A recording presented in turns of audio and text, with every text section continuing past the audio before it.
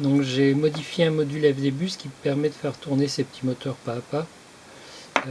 J'ai tout simplement ici modifié les entrées, c'est-à-dire qu'habituellement pour ce type de module vous aviez deux entrées de remise à zéro. Donc il y avait une remise à zéro qui était faite par ces deux entrées, puis à ce moment-là le moteur comptait les pas, enfin le module comptait les pas.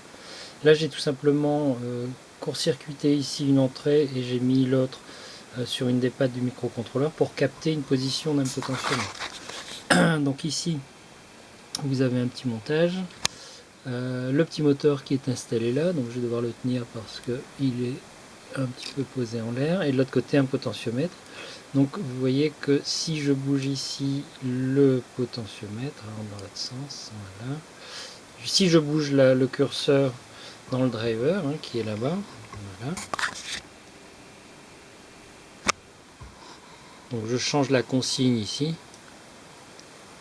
et automatiquement le moteur va changer de place, va changer la position comme ceci.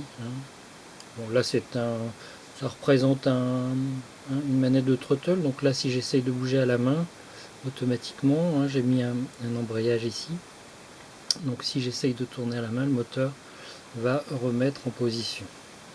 Pour pouvoir utiliser le système à la main, je dois tout simplement aller dans le driver, ici, et mettre tout simplement la sortie, l'out, ici 1, sur 0. Et à ce moment-là, je peux récupérer le mouvement manuel. Bien sûr, il faut mettre un... Voilà. Donc là, je peux changer, il ne se passe rien. Voilà. Si je remets ici à 1, si je remets dans le driver à 1, voilà, le moteur est reparti dans sa position qui était préconçue. Donc là, si je retourne à la main, le moteur revient automatiquement. Donc on peut, si on va voir dans le détail le driver, je vais passer ici en mode de paramétrage. Donc je vais bien sûr, vous commencez à connaître, je sélectionne le numéro du module, je vais dans paramètres, et ici j'ai la vitesse, donc ça va de 5 tours minutes à une vingtaine de tours minutes. Donc là je suis à 200, je dois être à peu près à 10 tours minutes. Voilà, donc ça c'est la vitesse. Et ici vous avez la valeur du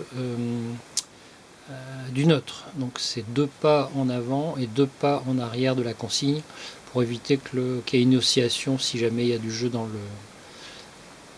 s'il y a du jeu dans la mécanique. Bon, les autres paramètres, vous les connaissez, c'est ici la position mini de la mécanique, la position maxi de la mécanique. Il faut ici indiquer la position mini de la valeur venant de Flight Simulator, enfin du simulateur, et la position maxi venant du simulateur.